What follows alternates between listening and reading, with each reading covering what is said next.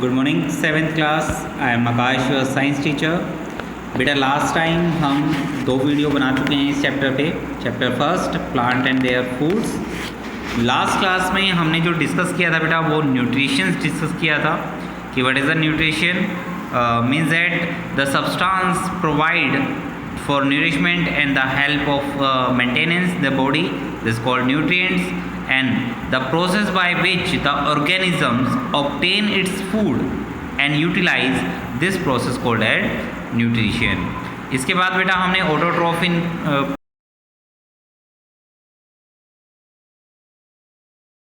की थी और आज का जो टॉपिक है बेटा वो है लीव्स। अब जो फोटोसिंथेसिस प्रोसेस है बेटा उसमें जो लीव्स हैं वो हमारी कैसे हेल्प करते हैं, तो ये टॉपिक हम स्टार्ट करते हैं लीव्स से। Yes, leaves photosynthesis occurs in the cell of leaves. बेटा फोटोसिंथेसिस प्रोसेस जो है वो प्लांट के लीव्स में और लीव्स के सेल में क्रिएट होती है। अब पहले मैं फोटोसिंथेसिस एक बार रिवाइज करा देता हूँ आपको जो लास्ट टाइम हमने की थी कि फोटोसिंथेसिस प्रोसेस एक्चुअली में क्या है। Photosynthesis is the process in which the plant make their food with the help of carbon dioxide, water, of sunlight and chlorophyll. कि इन सब की प्रेजेंस में जो प्लांट है वो प्रिपेयर करते हैं और उस प्रिपेयर करने की प्रोसेस को हम फोटोसिंथेसिस प्रोसेस कहते हैं। और ये प्रोसेस लीव्स के सेल्स में होती है। ठीक है, the leaves of the plants are arranged in such a वे।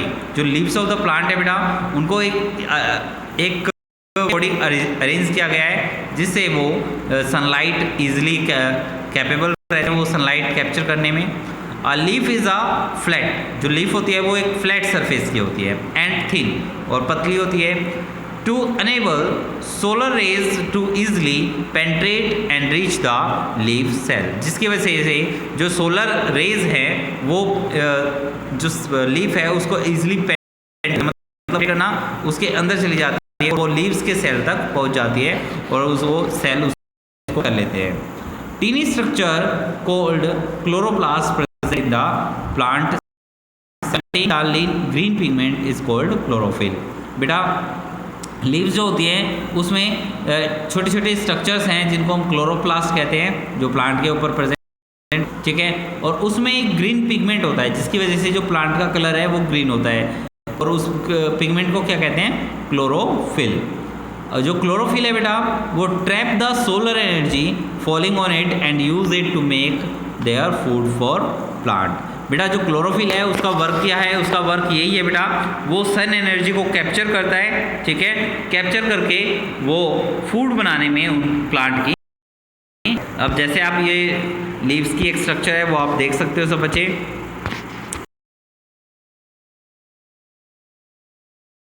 तो अगर ओपन करके देखोगे तो और इसके बीच में होल है ना बेटा, इसी होल्स को ये होती है स्टोमेटा। स्टोमेटा जब ये होल ओपन होता है तो स्टोमेटा ओपनिंग, जब ये होल बंद हो जाता है तो ये स्टोमेटल क्लोजिंग। इसके जो चारों तरफ है बेटा एक लेयर है उसको हम गार्ड सेल कहते हैं। इसके साथ साथ बेटा ये क्लोरोप्लास्ट ये भी लीव्स के अंदर ही होता है। इसमें जो साइड में लेयर बनी हुई है वो गार्ड सेल्स हैं और इनके बीच में जो छोटे छोटे होता है। क्लियर? यस बेटा। नेक्स्ट आगे बेटा लीव्स टेक्स टू, वो कहाँ से लेते हैं लीव्स, वो एयर से लेते हैं थ्रो किसकी हेल्प से, टीनी पोर्स की हेल्प से, जो किसे कहते हैं स्टोमेटा या फिर सिंगुलर में स्टोमा का।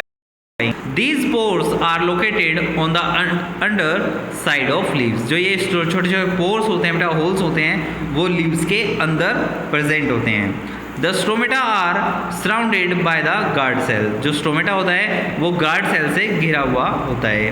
The food made by leaves in the form of sugar. जो बेटा फूड है, जो लीव्स फूड प्रिपेयर करता है वो किस फॉर्म में मिलता है, वो शुगर की फॉर्म में आपको मिलता है। It is transported to the all part like roots, stem, flower, fruits by a network of tube called as phloem। देखो बेटा, जो प्लांट है, प्लांट में जो फूड प्रिपेयर हो जाता है तो लीव्स क्या करती है, वो सभी पार्ट्स में फूड को सप्लाई करना चाहती है। और वो सप्लाई करने का काम कौन करता है, एक वस्कुलर टिश्यू होता है बेटा, जिसको हम फिलोम कहते हैं। तो फिलोम जितना भी फूड होता है वो सभी पार्ट्स में फूड को ट्रांसफ़र कर देता है। Next, to the phloem toward the middle is another tube called as xylem. बेटा फिलोम जैसे एक अनदर ट्यूब होती है जिसको हम जाइलम बोलते हैं, ठीक है। वो क्या करती है, through which water from the roots of the plant is brought up to the leaves. जो जाइलम होते हैं वो क्या वर्क करते हैं, वो रूट से, जो सोइल है बेटा, सोइल से पानी लेते हैं और वो पानी को ऊपर की तरफ सप्लाई करते हैं लीव्स में, जहाँ पे लीव्स अपना भोजन प्रिपेयर करती है। If you observe a green leaves under a microscope, अगर आप किसी भी ग्रीन लीव्स को माइक्रोस्कोप के अंदर रखोगे तो आप क्या देखते हो, you will see the network of leave. वहाँ पर आपको डिफरेंट टाइप के नेटवर्क दिखाई देंगे, कोई कनेक्शन किससे होगा, ठीक है। Phloem tubes are part of the leaves, जो फ्लोम ट्यूब है वो भी लीव्स का पार्ट है बेटा, ठीक है। The excess sugar produced in the leaves is concentrated into the starch। जब शुगर ज़्यादा अमाउंट में हो जाता है बेटा तो यही शुगर किस में कन्वर्ट हो जाता है, स्टार्च में, और वो कहाँ पर स्टोर हो जाता है, लीव्स के अंदर स्टोर हो जाता है। जब भी लीव्स को नीड होगी वो उस स्टोरेज से अपना स्टार्च ले लेगी और उसको यूज़ कर सकते हैं। Use when the plant is not able to make enough food. अगर प्लांट के पास ज़्यादा फूड जिस दिन नहीं होगा उस दिन वो इस स्टोर किए हुए फूड को यूज़ कर सकते हैं, ठीक है। इसके बाद बेटा next,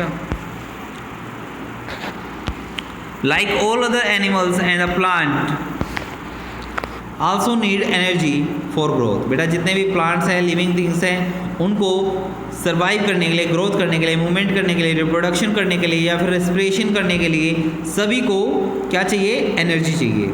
when a plant need energy, अगर प्लांट को एनर्जी चाहिए तो इट ब्रेक्स डाउन ग्लूकोज, ये ग्लूकोज को ब्रेक डाउन करते हैं और किसकी प्रेजेंस में, ऑक्सीजन की प्रेजेंस में। जैसे वो ब्रेक डाउन होता है वहाँ से एनर्जी निकलने लग जाती है, ठीक है।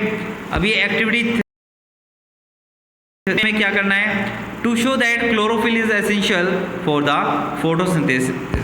बेटा जो क्लोरोफिल है वो फोटोसिंथेसिस प्रोसेस में कैसे इंपॉर्टेंट है, तो आपको क्या करना है, टेक अ वेरीगेटेड लीव्स, एक वेरीगेटेड लीव्स लेनी है from a plant such as coleus, या फिर the test the leaf for the presence of the starch. आप क्या करोगे, एक लीफ लोगे और उस लीफ को कवर कर दोगे, ठीक है। कवर करके उस लीव्स को जब आपने लिया, कुछ 1-2 दिन के को ऐसे ही छोड़ दोगे, उसके बाद आप उसको वाटर में डाल के गर्म करोगे, ठीक है। और उसमें फिर आप आयोडीन ड्रॉप्स डालोगे, तो अगर आपकी लीव्स का कलर ब्लू ब्लैक है तो मीन्स उसमें स्टार्च प्रेजेंट है, मीन्स फूड उसमें प्रिपेयर हुआ है। अगर वो ऐसा कलर नहीं तो मीन्स वो फोटोसिंथेसिस प्रोसेस नहीं कर सकता और उसमें कोई फूड प्रेजेंट नहीं। नेक्स्ट एक्टिविटी है, light is necessary for photosynthesis. बेटा लाइट भी फोटोसिंथेसिस के लिए काफ़ी इंपॉर्टेंट है। कैसे, अगर आप 2 प्लांट लेते हो, उसको नाम लिख दो। अगर ए प्लांट को आप अपने घर के अंदर रख देते हो जहाँ पे सनलाइट बिल्कुल भी नहीं आती, तो आप सनराइज के अंदर रख देते हो, कुछ दिनों के बाद अगर आप देखते हो, कुछ टाइम बाद, तो आपको क्या देखने को, जो आपका प्लांट सनलाइट में था वो इजीली ग्रो कर रहा है, जो प्लांट आपका अंदर रखा था जहाँ पे सनलाइट नहीं जा रही थी वो आपका ना तो ग्रो करेगा और बाई चांस है कि वो वहाँ पर ही डेड हो जाए, ठीक है। तो ये एक्टिविटी थी बेटा, इस एक्टिविटी में ये बताया गया था, क्लियर। नेक्स्ट है बेटा एक और activity, to show that the carbon dioxide is necessary for photosynthesis. बेटा कार्बन डाइऑक्साइड भी काफ़ी इंपॉर्टेंट है। अगर आप अपने एक प्लांट लेते हो, ठीक है, उस प्लांट को एक ग्लास जार में रख दो, ठीक है, और वहाँ से सभी एयर बाहर निकाल दो।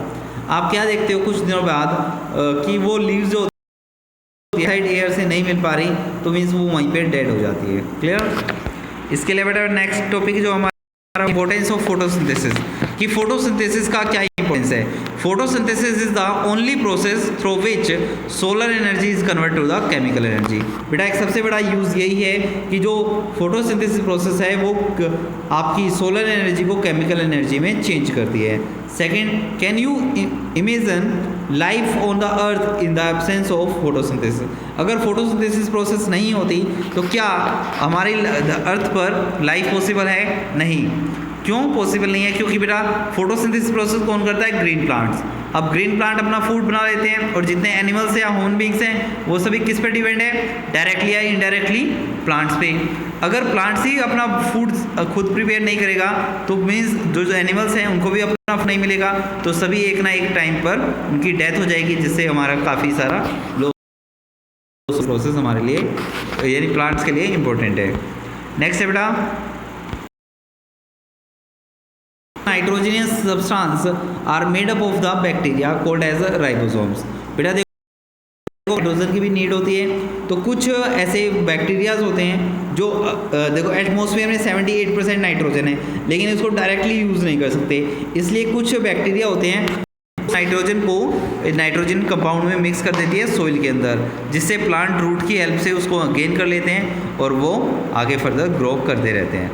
नेक्स्ट टॉपिक है बेटा plant nutrients gate replaced in the soil.